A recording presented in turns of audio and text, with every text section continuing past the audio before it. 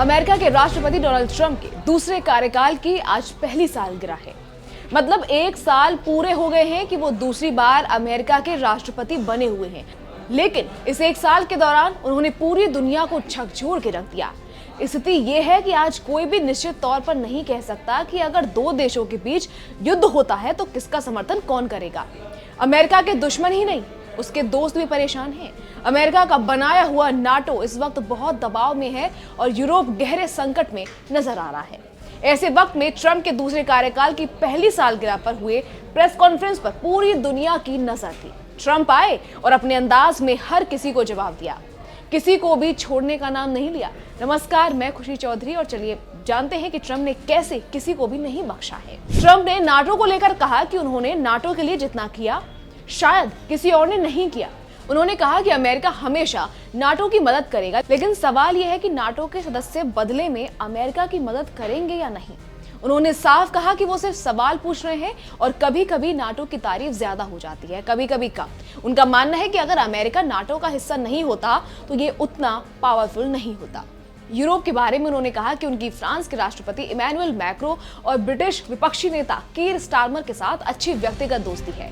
हालांकि राजनीतिक तौर पर कभी कभी वो थोड़ा कठोर व्यवहार करते हैं, लेकिन व्यक्तिगत रूप से बहुत सम्मानजनक रहते हैं। रूस और यूक्रेन की जंग के बारे में उन्होंने कहा कि जब रूस कुछ करने के लिए तैयार होगा तो यूक्रेन तैयार नहीं होगा, और जब यूक्रेन तैयार होगा तो रूस तैयार नहीं होगा। उनका मानना है कि इस असमंजस की स्थिति से प्रकृति रोक दी जाती है और इससे लड़ाई का समाधान और ज्यादा कठिन हो जाता है। ग्रीनलैंड को लेकर जब उनसे सवाल किया गया कि उसे हासिल करने के लिए वो कितनी दूर तक जाएंगे, तो ट्रंप ने जवाब दिया कि आप जान पाएंगे। उन्होंने बताया कि पहले ये सिर्फ स्वामित्व की बात थी, लेकिन अब इसमें बेचने की चर्चा भी हो रही है, जिस पर वो विरोध करते हैं और उनका मानना है कि उन्हें इसे रखना चाहिए। जब उनसे पूछा गया कि ग्रीनलैंड के लोग अमेरिका का हिस्सा नहीं बनना चाहते, तो ट्रंप ने कहा कि उन्होंने उनसे सीधे बात नहीं की है, लेकिन जब बात करेंगे तो वो खुश होंगे।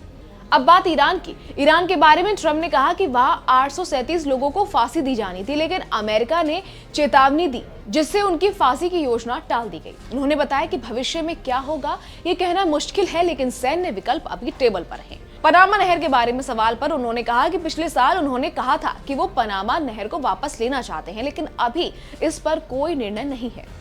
उन्होंने बताया कि कुछ मामलों में इसे पूरी तरह स्पष्ट नहीं किया जा सकता। नोबेल पुरस्कार के बारे में ट्रंप ने कहा कि उन्होंने नॉर्वे के प्रति बहुत सम्मान खो दिया है।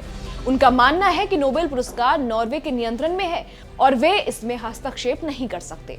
इस पूरे साल के दौरान ट्रंप ने सिर्फ बयानबाजी नहीं की, बल्कि आर्थिक नीतियों और टैरिफ के जरिए भी दुनिया को प्रभावित किया है। उन्होंने चीन पर टैरिफ लगाकर व्यापार को प्रभावित किया और अमेरिकी उद्योगों की सुरक्षा के लिए कई कदम उठाए। इसके अलावा उन्होंने अमेरिका की आंतरिक सुरक्षा, इमिग्रेशन नीतियों और डिजिटल सुरक्षा को भी अपनी प्राथमिकता में रखा। उनका ये भी कहना रहा कि अमेरिका के हित सबसे ऊपर है और इसके लिए किसी से कोई समझौता नहीं किया जाएगा। ट्रंप के फैसलों और बयानबाजी ने पूरी दुनिया को झकझोर दिया, चाहे वो यूरोप हो, रूस, यूक्रेन या नाटो। सभी देशों को उनकी नीतियों और शब्दों का अंदाजा रखना पड़ा।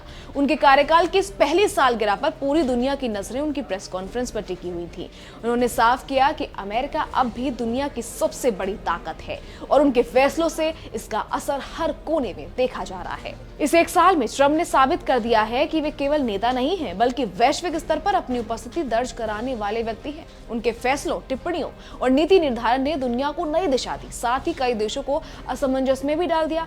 यही वजह है कि उनके दूसरे कार्यकाल का पहला साल पूरी दुनिया के लिए काफी चुनौतीपूर्ण साबित हुआ।